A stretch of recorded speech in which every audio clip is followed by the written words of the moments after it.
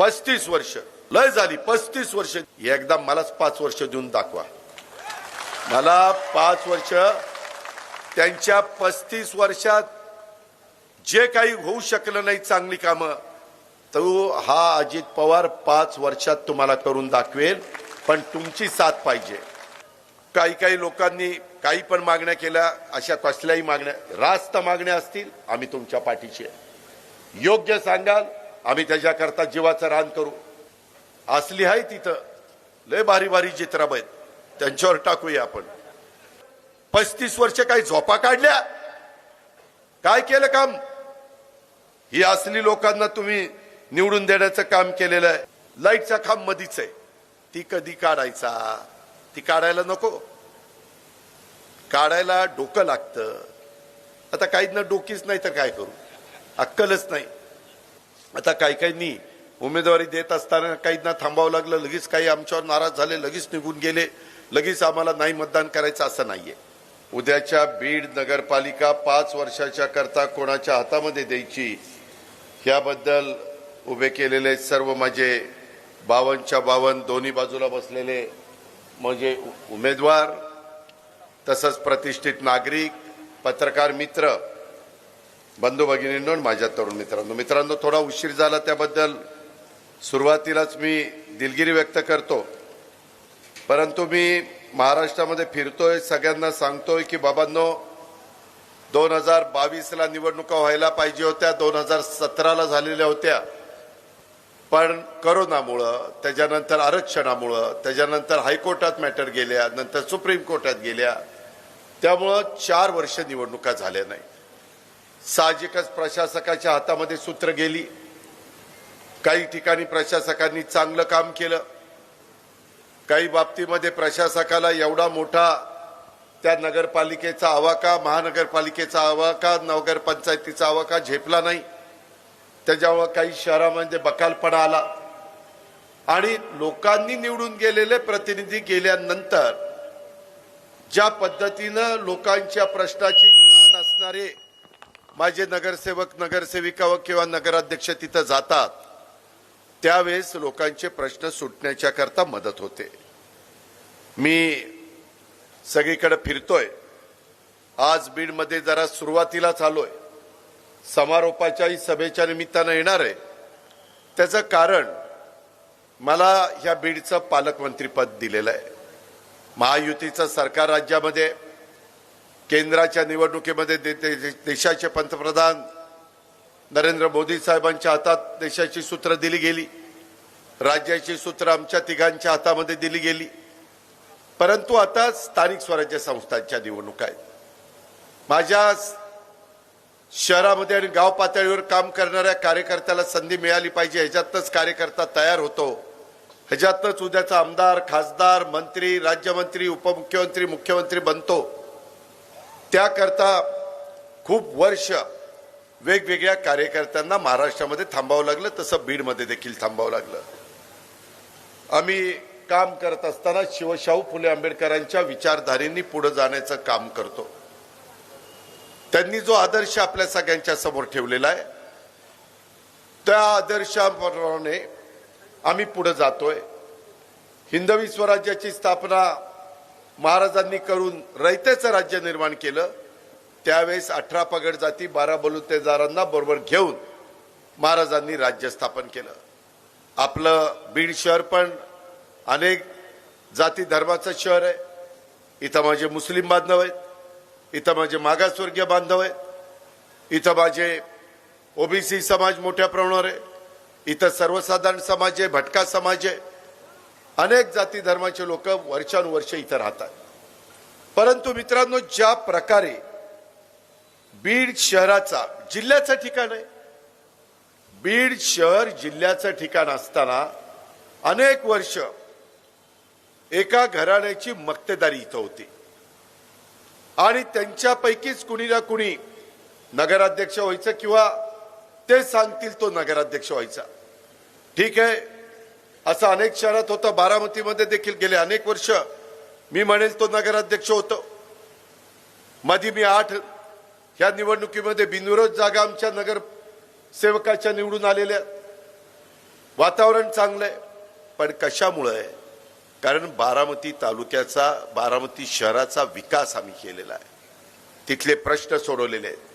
तिथल्या व्यापाऱ्यांना फोन करून विचारा तिथं सुविधा कशा आहेत, तिथं वागणूक कशी मिळते, तिथं गुंडगिरी चालते का, तिथं दहशत कुणाची खपून घेतली जाते का, तिथं वेडेवाकडे प्रकार खपून घेतले जातात का, तिथली कायदा सुव्यवस्था कशी आहे, तिथं पाणी रोजच्या रोज मिळतं की नाही, तिथं अंडरग्राऊंड ड्रेनेज झालं की नाही, तिथं उद्यानं केलीत की नाही, तिथं क्रीडांगणं केलीत की नाही, तिथं नाना पार्क केलं की नाही, मुलांना खेळायला वेगवेगळ्या प्रकारची खेळणी बसवलीत का, लोकांना सकाळी चालायला चांगल्या प्रकारच्या सुविधा दिल्यात का, ह्या सगळ्या गोष्टी आम्ही तिथं केलेल्या आहेत.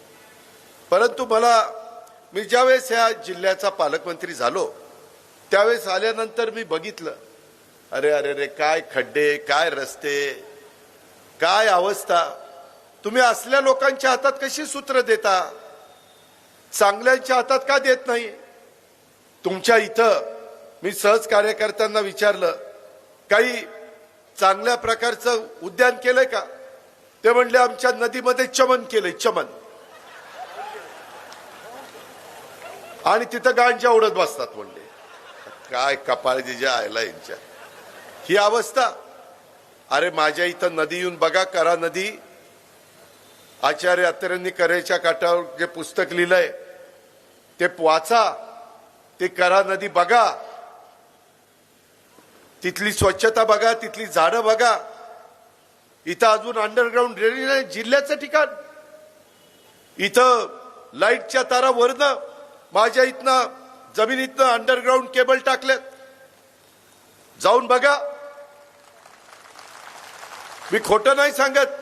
अरे बीडकरांनो, आता तुम्हाला राग येऊ द्यात, मी आता चांगल्या पद्धतीनं तुम्हाला श्रीमती पारवे प्रेमलता दादासाहेब ह्या सेवानिवृत्त नायब तहसीलदार आहेत, त्यांनी नायब तहसीलदार म्हणून काम केलंय. प्रशासन कसं चालवायचं त्यांना माहिती आहे. ती आपली लाडकी बहीण आहे. बाकीच्या लाडक्या बहिणी इथं बसल्यात, काही माझी पुरुष मंडळी इथं बसली, तिथे लाडक्या माझ्या बहिणी आहेत. हे बांधव तुमचा कारभार चांगला करतील. 53 लोक आहेत. उद्याच्याला काम नाही चांगलं केलं तर महिन्याला मी आढावा बैठक घेईल. कोण चुकत असेल तर त्याला समजावून सांगेल की बाबा का चुकतोय, तुझ्यावर जबाबदारी आहे त्या प्रभागाची, त्या वॉर्डाची. स्वच्छता झाली पाहिजे, रोजच्या रोज शहर झाडलं पाहिजे. अरे बीड शहर रोजच्या रोज झाडलंही जात नाही. मी आता विचारलं पाणी कधी येते, म्हणले दादा 8-10 दिवसांनी पाणी येते. अरे पट्टे, 15 दिवसाला पाणी, आणि असल्या लोकांच्या पाठीशी तुम्ही उभं राहता. ते इतके दिवस आमच्यात होते, मला विचारलं की बाबा ते बी फॉर्म पाठवा. म्हणलं कशाला? म्हणले 53 लोक उभे करायचे, सगळे माझ्याकडे पाठवा. म्हणलं काय तुझ्या काकाच्या घरचं आहे काय? सगळे माझ्याकडे पाठवा, तू काय मालक झाला का? म्हणलं का पक्षाचा? त्याच्यामध्ये सगळे बसतील कार्यकर्ते, माझे मुस्लिम बांधव बसतील, माझ्या लाडक्या बहिणी बसतील, माझे तरुण तरुणी बसतील, माझे वडीलधारी बसतील, आणि ते सगळे ठरवतील ना. अशी एकट्याची मक्तेदारी नसते बाबांनो. मी पण माझ्या पक्षाचा राष्ट्रीय अध्यक्ष आहे, पण तरी उमेदवार ठरवताना खासदारकीचे, आमदारकीचे, नगरपालिकेचे, महानगरपालिकेचे आपण 4 लोकांना विचारतो. ज्यांचा राजकारणाशी संबंध नाही त्यांना विचारतो, बाबा ह्याचं बॅकग्राऊंड कसं आहे. शंका आली तर पोलिसांच्याकडनं रिपोर्ट घेतो, बाबा ह्याचा रिपोर्ट कसा आहे ती सांग. नाहीतर लोक म्हणायचे काय तोंड वर करून बोलतोय आणि कसले दिलेत उमेदवार. लोकांनी पण त्या उमेदवारांच्या बद्दल एक चांगल्या प्रकारची भावना त्यांच्या मनामध्ये निर्माण व्हायला पाहिजे. आज इथं अंडरग्राऊंड ड्रेनेज नाही, इथं जॉगिंग पार्क नाही.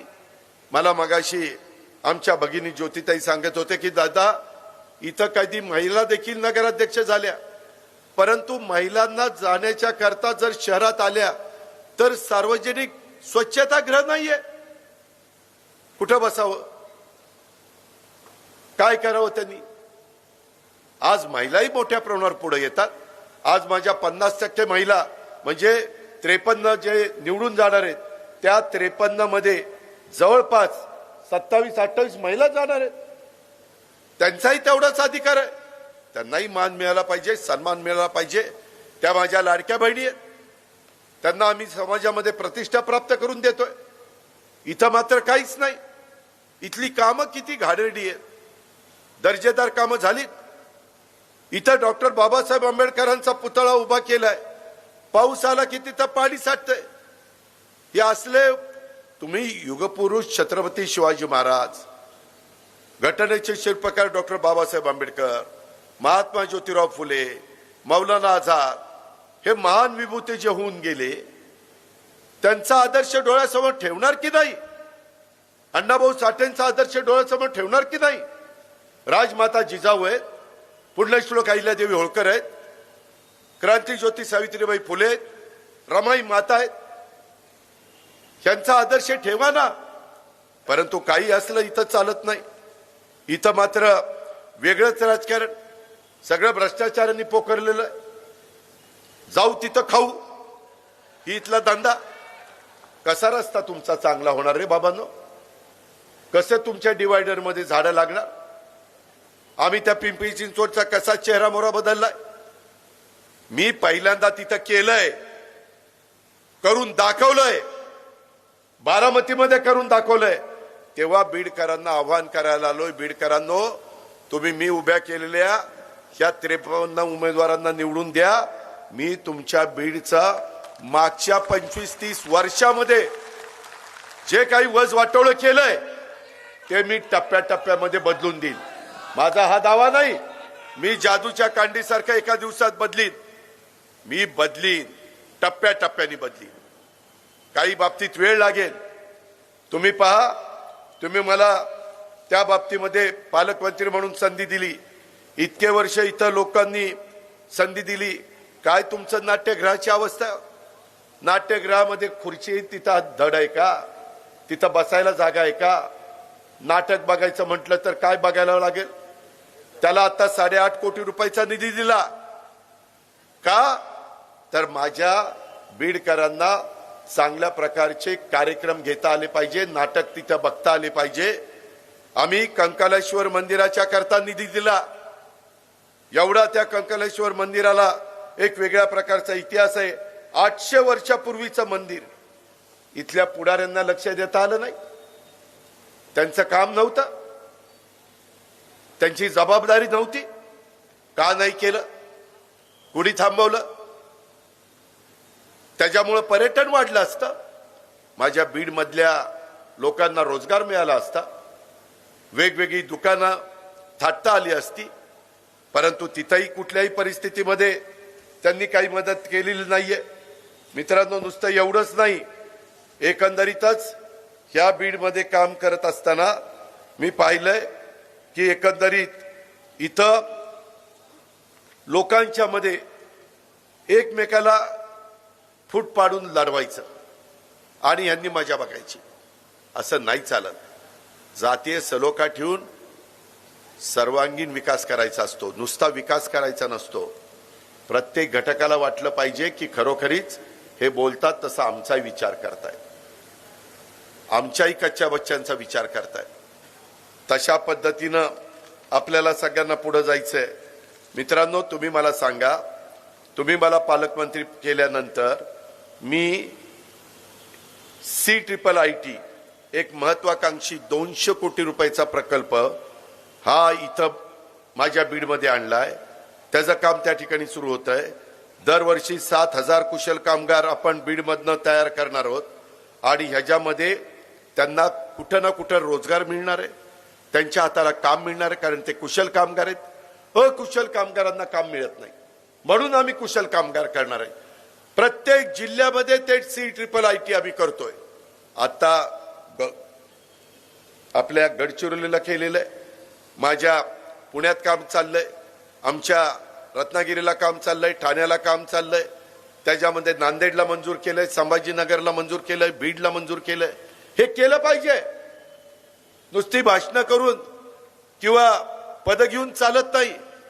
लोकांच्या प्रश्नामध्ये लक्ष घालून लोकांच्या अडचणी सोडवण्याच्या करता सत्तेचा वापर केला पाहिजे. सत्ता येत असते, सत्ता जात असते. ताम्रपट घेऊन कुणीच जन्माला आलेलं नाहीये.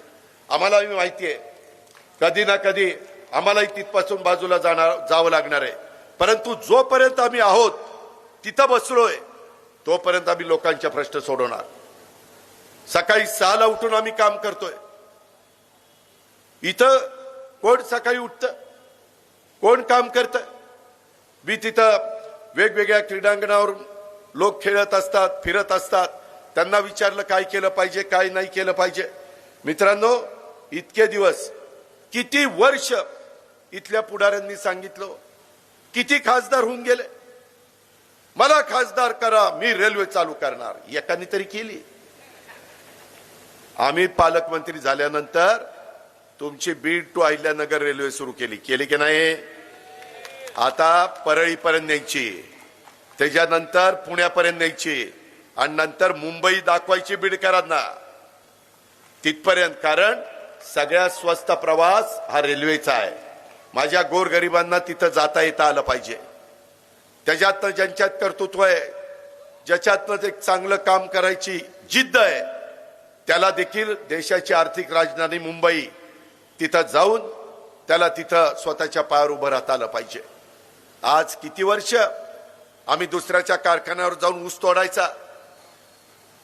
इथल्या पुढाऱ्यांना वाटलं नाही, अरे आपण इथलं पुढारपण करतोय आणि आपली लोक जाऊन 6-6 महिने दुसऱ्याच्या ठिकाणी जात आहेत आणि तिथं ऊस तोडतायत. काय त्या मुलांनी शिकावं, कुठल्या शाळेत जावं? त्यांच्याकरता आता मी हॉस्टेल बांधतोय. का तर त्यांना दर्जेदार शिक्षण मिळालं पाहिजे. त्यांचा हक्क आहे, त्यांचा अधिकार आहे. त्या पद्धतीनं आपण पुढे जातोय. मित्रांनो, कंकाळेश्वर मंदिराच्या परिसराचा जीर्णोद्धार आपण करतोय. तिथं पर्यटन वाढवण्याचा आमचा प्रयत्न आहे. अनेक वर्ष रेल्वेचं जे स्वप्न होतं ते आपण पूर्ण केलेलं आहे. ती आता आपण इलेक्ट्रिक रेल्वे करणार आहे. कारण फास्ट गेली पाहिजे. लोकांना आता वेळेचं महत्व कळलेलं आहे. उगीच एखाद्या ठिकाणी 3 तास 4 तास लागणार असतील तर ते 2 तासात गेलं पाहिजे. हे काम आपल्याला तिथं करायचं, ते आम्ही हातात घेतलेलं आहे. बीडमध्ये क्रीडा मैदान काय इथल्या पुढाऱ्यांनी केलं? ज्यांच्या हातात नगरपालिका 25-30 वर्ष होती, काय केलं? का नाही आमच्या इथं क्रीडांगण केलं? मुलांनी कुठं खेळावं, कुठं जावं? आता आम्ही त्याला 25 कोटी रुपयाचा निधी दिलेला आहे आणि क्रीडा क्षेत्रात अनेक नव्या संधी उभ्या राहतील. अशा पद्धतीनं माझ्या बीडच्या मुला मुलींच्या करता आम्ही व्यवस्था करतोय. रस्त्याची कामं आता सुरू केलेली आहेत. काही तर सांगतात आम्हीच मंजूर केली. अरे कुठनं तू मंजूर केली आणि तुझ्या हातात काय होतं? देवळात वाजवायची घंटा होती का? उगीच काहीतरी सांगावं. मी पालकमंत्री, आम्ही सगळेजण, विजयसिंह पंडित असतील, धनंजय मुंडे असतील, त्याच्या संदर्भातले प्रकाश सोळंके असतील, त्या ठिकाणी मुंदडा असतील किंवा सुरेश धस असतील, आम्ही सगळेजण बसतोय आणि तिथं निर्णय घेतोय. अध्यक्ष म्हणून मला तो अधिकार आहे. त्या प्रकारे अनेक भागामध्ये निधी देण्याचं काम आम्ही करतोय. उपकार करत नाही, ती आमची जबाबदारी आहे. ह्याच्या आधी कामं झाली, निम्मा अर्धा पैसा कुठं जायचा कळायचाच नाही. कामाचा दर्जा कसा आहे बघा ना. अहो, इथनं एवढा महत्वाचा रस्ता जातो, त्या रस्त्याला जोडण्याच्या करता 4 पदरी कुठं रस्ता आहे का? झाडं कुठं दिसतायत का? मध्ये मी 35 लाख झाडं एक दिवस लावून घेतली. आपल्याला मोठ्या प्रमाणावर झाडं लावायची. कधी कधी पाऊस पडत नाही, ग्लोबल वॉर्मिंगचं संकट आहे, पर्यावरणाचा समतोल साधला पाहिजे. ते काम आपल्याला करायचंय. त्या पद्धतीनं आपण मित्रांनो पुढे जातोय. ही पण गोष्ट तुम्ही सगळ्यांनी या निमित्तानं ध्यानामध्ये घेतली पाहिजे. आणि आम्हाला, आमच्या विचाराच्या लोकांना तुम्ही निवडून दिलं. मला तुम्हाला सगळ्यांना सांगायचंय, आम्ही टप्प्याटप्प्याने इथलं अंडरग्राऊंड ड्रेनेज करू. अंडरग्राऊंड ड्रेनेज केल्याशिवाय डासांचा त्रास कमी होणार नाही, डासांचा प्रादुर्भाव कमी होणार नाही. स्वच्छता ठेवावी लागेल. त्याच्याकरता आपल्याला चांगल्या प्रकारे घंटा गाड्या घ्याव्या लागतील. त्याच्यातनं कचरा गोळा करावा लागेल. ओला कचरा, सुका कचरा लोकांनाही सवय लावावी लागतील. त्याची विल्हेवाट आधुनिक पद्धतीनं करावी लागेल. त्याच्यामध्ये जे पाणी पुरवठ्याच्या योजना केल्या सगळ्यात भ्रष्टाचार सगळं बरबटलंय. ते जर चांगलं केलं असतं तर आज रोज माझ्या बीडकरांना प्यायला पाणी मिळालं असतं. आपलं बिंदुसारा धरण भरलंय पण नीट पाणी मिळतंय का? ज्यांच्या अंगात पाणी नाही अशांच्या हातात तुम्ही बीडची सूत्र दिली. त्याच्यामुळं तुमचं वाटोळं झालं. त्याच्यामुळं तुम्हाला पाणी प्यायला मिळेना, क्रीडांगण मिळेना, उद्यानं होईना, काही होईना, अंडरग्राऊंड ड्रेनेज होईना, अंडरग्राऊंड केबल होईना. मित्रांनो, हे सगळ्या गोष्टी आपल्याला दुरुस्त करायच्या. आम्ही आमच्या भागात केल्यात, पिंपरी चिंचवडला केलंय आणि आता तुम्हाला सांगायला आलोय. मित्रांनो, डॉक्टर बाबासाहेब आंबेडकरांच्या बद्दल आजही जगातलं सर्वोत्कृष्ट असं संविधान त्यांनी आपल्याला दिलेलं आहे. त्यामुळं कन्याकुमारी पासून जम्मू काश्मीर पर्यंत देश एकसंघ राहिलेला आहे. आज एकोपा आहे. आज डॉक्टर बाबासाहेब आंबेडकरांनी स्थापन केलेल्या पीपल्स एज्युकेशन सोसायटीला आम्ही मध्ये 500 कोटी रुपयाचा निधी दिला. गरजेचं होतं, कारण बाबासाहेबांनी लावलेलं ते रोपट आहे. त्या पद्धतीने आम्ही निर्णय घेतला. इंदू मिल मध्ये होणाऱ्या डॉक्टर बाबासाहेब आंबेडकरांच्या आंतरराष्ट्रीय स्मारकाला भरघोस निधी आम्ही देतोय. लवकर कसं काम होईल आणि जगातलं एक सर्वोत्कृष्ट अशा प्रकारचं आंतरराष्ट्रीय दर्जाचं स्मारक, घटनेचे शिल्पकार डॉक्टर बाबासाहेब आंबेडकरांच्या नावाला साजेचं स्मारक, हे आम्ही तिथं करतोय. बार्टीच्या माध्यमातून माझ्या मागासवर्गीय विद्यार्थ्यांना शिक्षणाच्या करता मदत आम्ही करतोय. आमच्या आदिवासी समाजाच्या बांधवांना आरटीच्या माध्यमातून करतोय. सर्वसाधारण समाजाच्या करता सारथीच्या माध्यमातून मदत करतोय. ओबीसीच्या माझ्या मुलामुलींना महाज्योतीच्या माध्यमातून मदत करतोय. माझ्या अल्पसंख्याक समाजाच्या मुलामुलींच्या करता कुठली संस्था नव्हती, त्यांच्या करता मार्टी संस्था काढली. मौलाना आझाद महामंडळाचं जे काही भाग भांडवल होतं ते वाढवलं. त्याच्यातल्या वेगवेगळ्या मुलांना, वेगवेगळ्या घटकातल्या मुलांना परदेशात जायला 40 लाख रुपयाची शिष्यवृत्ती मिळते. माझ्या अल्पसंख्याक समाजाला मिळत नव्हती. त्यांना आता दरवर्षी 200 मुला-मुलींना, हुशार मुला-मुलींना, गरिबाच्या मुला-मुलींना परदेशात पाठवण्याच्या करता प्रत्येकी 40 लाख रुपये शिष्यवृत्ती आम्ही देतोय. प्रत्येकी 40 लाख रुपये. हे केलं पाहिजे, तर समाज पुढे येईल, तर मुलं मुली शिकतील. मुला मुलींच्या मध्ये कर्तृत्व आहे, परंतु त्यांना पाठबळ दिलं पाहिजे. मी आत्ताच गेल्या आठवड्यात पुण्याच्या पालकमंत्री म्हणून माझ्या जिल्ह्यातली गोरगरिबांची जिल्हा परिषदेच्या शाळेतली आणि नगरपालिकेच्या शाळेतल्या मुलांचं सिलेक्शन केलं आणि त्यांना नासाला पाठवलं, नासाला, परदेशात. तशा पद्धतीनं मला माझ्या बीड जिल्ह्यातली मुलं मुली पाठवायची. त्यांनी तिथं जाऊन बघितलं पाहिजे. त्यांच्या आई बापाची पाठवण्याची ऐपत नाही, कारण ते गरीब आहेत.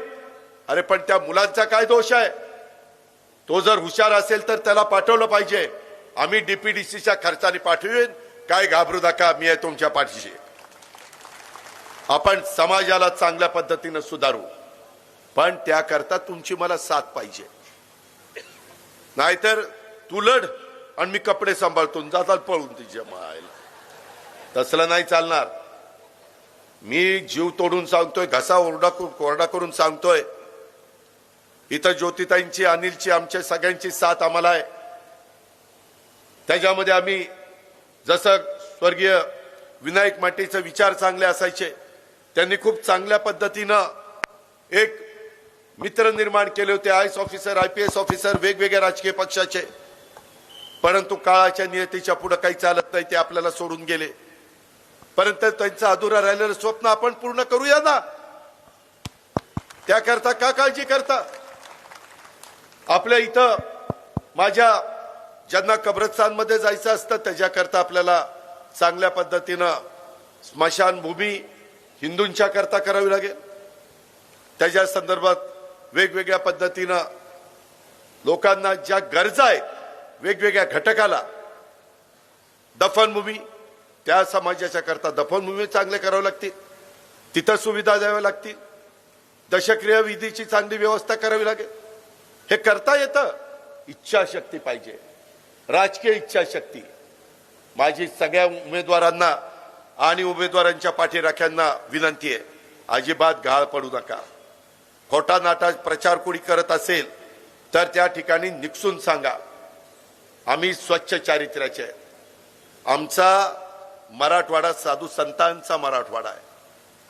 आम्ही सगळे निर्व्यसनी आहोत, व्यसनाधीन नाही. टाळ्या वाजू नका, कोण आहेत तुम्हाला माहिती आहे. कुणाच्या हातात सूत्र द्यायचे, चांगल्या लोकांच्या हातात दिली तर समाज चांगला बनेल. रामकृष्ण हरे. जर चुकीच्या लोकांच्या हातात दिली तर समाज बिघडेल, व्यसन लागतील, हे लक्षात घ्या. त्याच्यामुळं बीडकरांनो, तुमच्या पुढच्या पिढीचं भवितव्य तुमच्या हातात आहे. तुम्ही 2 तारखेला कुणाचं बटन दाबणार आहे ह्याचा शांतपणे विचार करा. आणि आता 25 वर्ष त्यांना दिले ना, 35 वर्ष लय झाली, 35 वर्ष दिली. एकदा मलाच 5 वर्ष देऊन दाखवा. मला 5 वर्ष, त्यांच्या 35 वर्षात जे काही होऊ शकलं नाही चांगली कामं, तो हा अजित पवार 5 वर्षात तुम्हाला करून दाखवेल. पण तुमची साथ पाहिजे आणि मी सांगेल तसं वागलं पाहिजे. मी चांगलंच वागायला सांगेन, चुकीचं सांगणार नाही, काळजी करू नका. या पद्धतीनं बाबांनो आपण सगळेजण पुढे जाऊ. ह्या निवडणुकीच्या निमित्तानं वेगवेगळ्या काही लोकांनी काही पण मागण्या केल्या, अशा कसल्याही मागण्या, रास्त मागण्या असतील, आम्ही तुमच्या पाठीशी आहे. योग्य सांगाल, आम्ही त्याच्याकरता जीवाचं रान करू, संपूर्ण ताकद तुमच्या पाठीशी उभी करू. पण चुकीचं सांगितलं तर आम्ही ऐकणार नाही. आम्ही शाहू फुले आंबेडकरांच्या विचारधारा जोपासण्याचं काम करतोय, अतिशय सक्षमपणे करतोय. अनेक अर्थसंकल्पात राज्यातील वेगवेगळ्या नगरपालिकांना आपण निधी देत असतो. मी त्याच्यामध्ये तुम्हालाही विकासाच्या करता मदत करण्याचं काम त्या बाबतीमध्ये करीन. बीड शहरातले काही प्रमुख रस्ते ज्याच्यातनं कॉन्क्रिटीकरणाची गरज असेल, सुशोभीकरण करण्याची गरज असेल, ते काम आपण त्या बाबतीमध्ये करू. बीड शहरालगत 500 एकर जागेवर MIDC आहे, त्याच्यामध्ये अजून काही गोष्टी करण्याची गरज आहे, तिथं काही सुविधा देण्याची गरज आहे. इथल्या नागरिकांना शुद्ध आणि नियमित पाणी पुरवठा हे आपल्याला देण्याची गरज आहे. महावितरणची थकबाकीचा प्रश्न आहे, भली मोठी थकबाकी करून ठेवली. जुन्यांनी काही झोपा काढल्या का? थकबाकी कशी झाली? वेळच्या वेळेला पैसे का भरले नाही? मोमीनपुरा, गांधीनगर यासारखे भाग आजवर अविकसित राहिलेले आहेत. तेथील स्थानिक सुविधांच्या कडे जाणीवपूर्वक लक्ष उद्याच्या काळामध्ये तुम्ही माझे 53 उमेदवार निवडून दिले तर आम्ही त्या ठिकाणी देऊ. त्याबद्दल आपण काळजी करू नका. भारतरत्न डॉक्टर बाबासाहेब आंबेडकरांच्या पुतळ्याची जे काही पाणी तिथं साठतं त्याचं सुशोभीकरण करू, त्याच्यामध्ये ज्या सुधारणा करायच्या त्या करू. या शहराला ऐतिहासिक वारसा जपणारं जे काही श्री क्षेत्र कंकलेश्वराचं मंदिर आहे, शहंशाहवाली दर्गा आहे, खंडेश्वरी माता आहे, ह्या इतर वारसा स्थळांना विकासाच्या करता आपण त्या ठिकाणी मदत करू. बीड शहराच्या सर्वांगीण विकासाचा आराखडा तयार करून हे बीड शहर स्मार्ट कसं करता येईल ह्याबद्दलचा आपण सगळे मिळून प्रयत्न करू. मित्रांनो, मला काहींनी सांगितलं, दादा म्हणले काही लोक इथले लय भारी आहेत. म्हणलं काय रे? म्हणले बीड शहराच्या परिसरामध्ये काही जमिनीवर जाणीवपूर्वक आरक्षण टाकतात. आरक्षण टाकलं की ते आरक्षणवाल्याला वाटतं की आता जमीन आपल्याला कोणाला तरी द्यावी लागेल. घेणारे हेच, आरक्षण टाकणारे हेच आणि त्या बिचाराला मातीत घालणारे हेच. तसं आम्ही करणार नाही, मी तसं करू देणार नाही. त्याबद्दल ज्या काही सुविधा, नागरी सुविधा लागतात त्याबद्दल ज्याची मोठ्या जमिनी असतील, मोठा जो भांडवलदार असेल त्यांच्यावर आम्ही आरक्षण टाकू, गोरगरिबांच्यावर मी आरक्षण टाकू देणार नाही. ज्याचं 5,000 गुंठे, 5,000 फूट, अर्धा गुंठा, 1 गुंठा, 2 गुंठे, अरे तो गरीब आहे, त्याच्यावर कशाला आरक्षण टाकता? ज्याच्याकडे मुबलक आहे त्याच्यावर टाका ना.